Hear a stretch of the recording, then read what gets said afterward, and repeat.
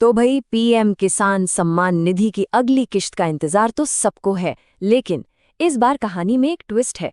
सरकार ने कुछ नए नियम बना दिए हैं और अगर इनका पालन नहीं हुआ तो पैसा अटक सकता है। तो चलिए आज इसी पर बात करते हैं, समझते हैं कि ये नए नियम क्या हैं और ये कैसे पक्का किया जाए कि पैसा सीधे आपके खाते में आए।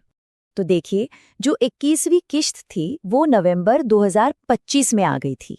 अब जो अगली यानी 22वीं किश्त है, उसकी उम्मीद है कि वो फरवरी या मार्च 2026 के आसपास आ जाएगी।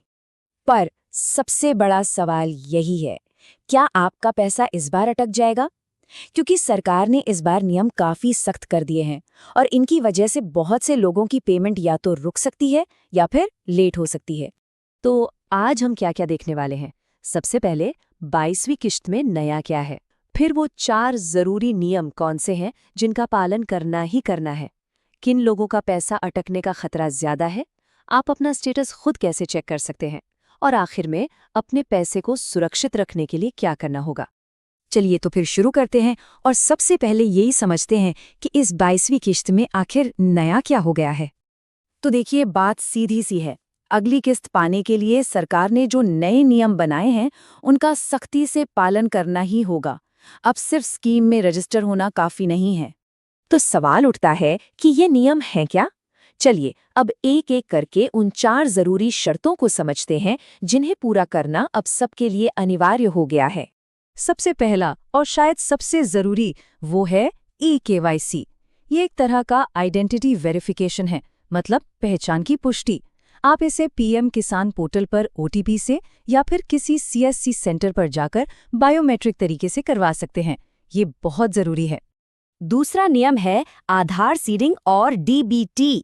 इसका सीधा सा मतलब है कि आपका बैंक अकाउंट आपके आधार नंबर से जुड़ा होना चाहिए और साथ ही उसमें डायरेक्ट बेनिफिट ट्रांसफर यानी डीबीटी चालू होना चाहिए।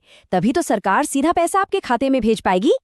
तीसरी चीज है लैंड सीडिंग, जिसे भू सत्यापन भी कहते हैं। मतलब आपके जमीन के जो रिकॉर्ड्स हैं वो पीएम किसान पोर्टल पर वेरीफाई और अपडेट होने चाहिए। इससे ये पक्का होता है कि जमीन के मालिक आप ही हैं। और चौथी और आखिरी चीज है किसान आईडी। अब एक वैध किसान आईडी को भी जरूरी माना जा रहा है। ऐसा इसलिए किया जा रहा है ताकि पूरी स्कीम में और ज्यादा पारदर्शिता आए। तो अब ये तो हो गए 4 जरूरी नियम, पर अब सवाल ये है कि किसका पैसा अटक सकता है। सरकार कुछ खास ग्रुप्स पर ज्यादा ध्यान दे रही है जिनकी जांच हो सकती है। तो देखिए, पैसा अटकने का खतरा किन लोगों पर है। पहले तो वो किसान जिन्हें 1 फरवरी 2019 के बाद जमीन का मालिकाना हक मिला है। दूसरे, अगर एक ही परिवार से एक से ज्यादा लोग जैसे पति और पत्नी दोनों फायदा ले रहे हैं। और तीसरे, जिनके एप्लीकेशन में नाम, आधार नंबर या बैंक डिटेल्स जैसी कोई गलती है। लेकिन अच्छी खबर ये है कि आप ये सब खुद ऑनलाइन चेक कर सकते हैं। ये जानना बहुत आसान है कि आपका स्टेटस क्या है। चलिए मैं बताती हूँ कैसे।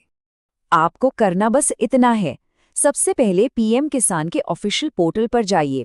वहां आपको नो योर स्टेटस का ऑप्शन दिखेगा, उस पर क्लिक कीजिए और फिर अपना रजिस्ट्रेशन नंबर या मोबाइल नंबर डालिए। बस जब आप अपना स्टेटस देखेंगे तो आपको ये चेक करना है कि आपका स्टेटस कैसा दिख रहा है। eKYC के आगे येस होना चाहिए, लैंड सीडिंग के आगे भी येस होना चाहिए और आधार बैंक अकाउंट सीडिंग स्टेटस उसके आगे भी येस लिखा होना चाहिए। अगर ये तीनों येस हैं तो समझिए सब ठीक है।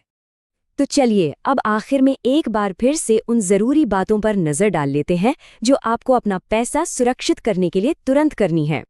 तो ये है आपकी फाइनल चेकलिस्ट। सबसे पहला, अपना eKYC फौरन पूरा करवाइए। दूसरा, बैंक जाकर पक्का कीजिए कि आपका आधार डीबीटी के लिए लिंक है या नहीं। तीसरा, पोर्टल पर चेक कीजिए कि लैंड सीडिंग स्टेटस येस है। और चौथा, अपनी सारी पर्सनल डिटेल्स को एक बार दोबारा जरूर देख लीजिए कि कहीं कोई गलती तो नहीं है। तो अगली किश्त आने का इंतजार मत कीजिए, ये सारे काम आज ही निपटा लीजिए। तो क्या आप अपनी अगली किश्त के लिए तैयार हैं?